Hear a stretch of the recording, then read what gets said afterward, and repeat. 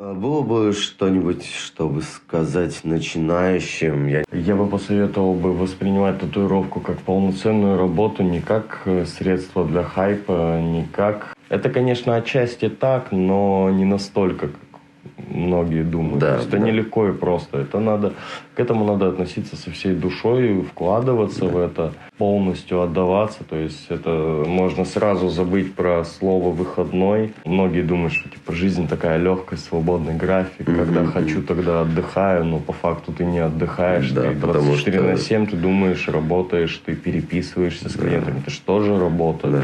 Когда там тебе в 3 часа ночи пишут, а ты такой, ну ладно, отвечу. И начинаешь консультировать человека в свое личное время. Надо понимать, что если ты идешь в эту сферу, надо полностью этому отдаваться. Нужно забыть про все.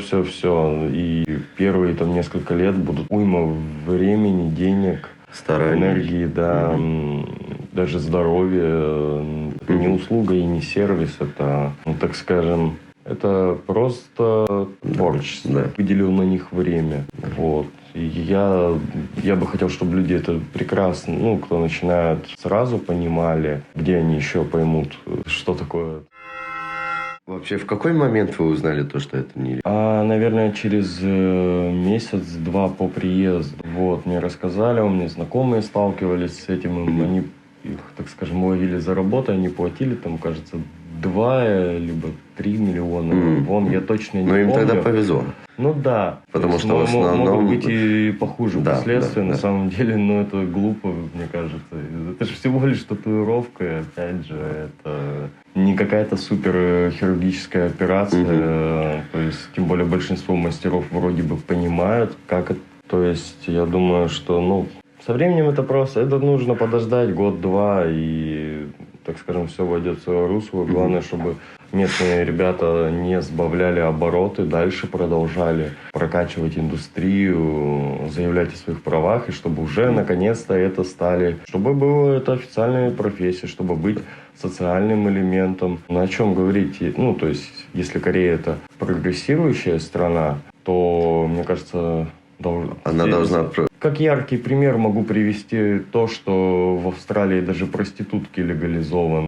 То есть это люди, которые платят налоги, и это считается работой. Да. Почему? Ручной труд считается каким-то, не знаю, относится как-то к криминалу, хотя по сути это творчество. Почему ручной труд, навык, знания, которые не за 1 год ты не получишь, а просто приходится десятилетия убивать на это, чтобы...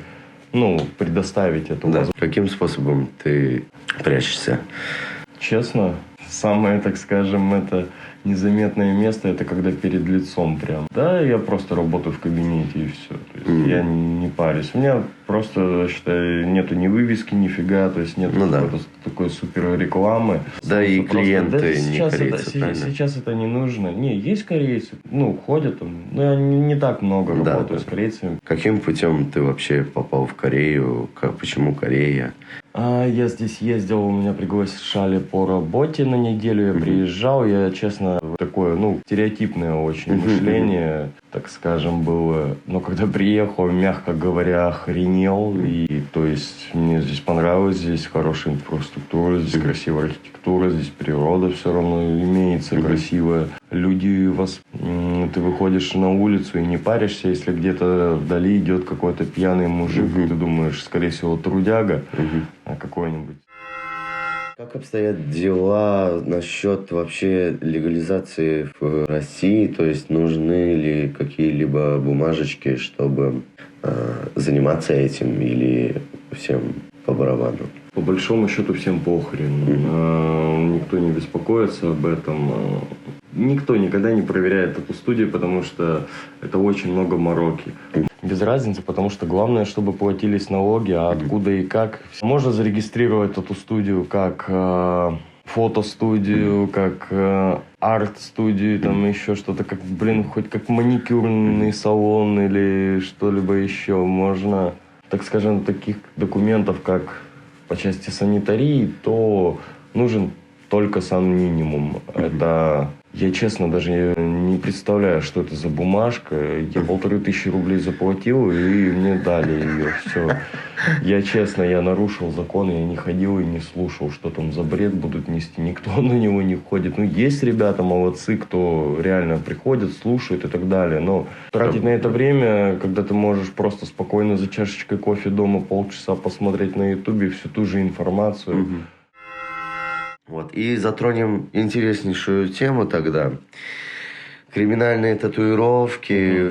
우리는 러시아 크리미널 Хорошо 타투를 съехал. 실제로 하나요? В принципе, можно, почему? 할 수는 있는데. Те же самые татуировки абсолютно. О криминальных татуировочках в России.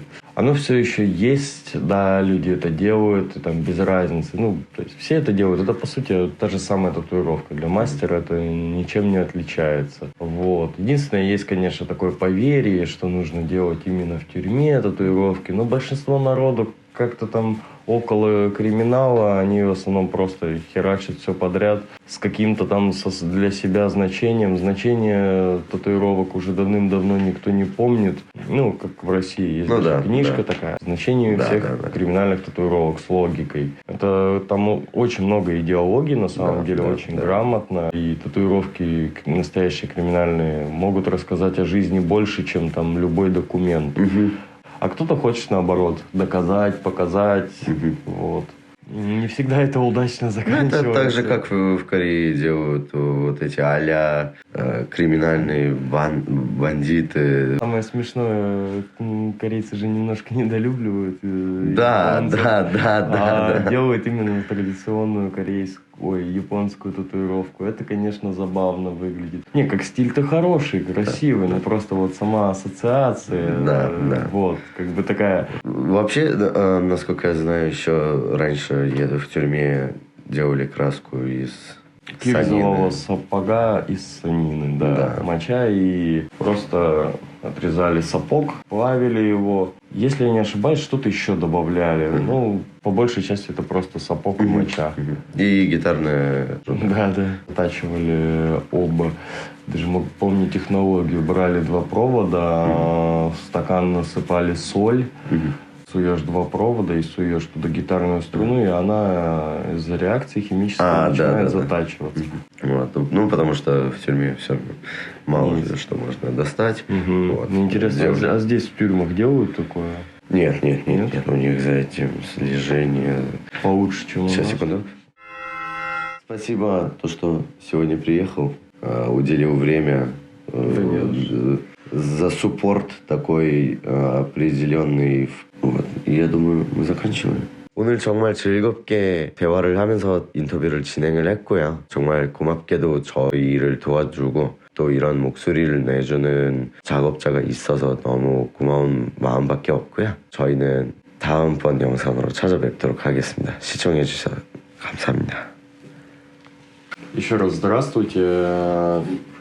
Всем привет. Было приятно сегодня немножко поделиться, так скажем, своими знаниями, каким-то опытом. Может быть, это как-то повлияет на развитие татуировки в Южной Корее. Может быть, это даст какие-то плоды. Будем об этом, конечно, надеяться. Буду надеяться на то, что другие мастера присоединятся к этому проекту, будут его поддерживать, всячески развивать, будут в целом развивать тату-индустрию в Корее, чтобы были, так скажем, разрушены какие-то стереотипы, мифы о татуировке, чтобы у людей было и у самих мастеров понимания гораздо больше, чем есть сейчас. То есть я вас всех прекрасно понимаю, потому что я, тоже как бы татуировщик. И я надеюсь, мы все вместе будем двигаться к большому, светлому, татуированному будущему, где будет царить качество и адекватность.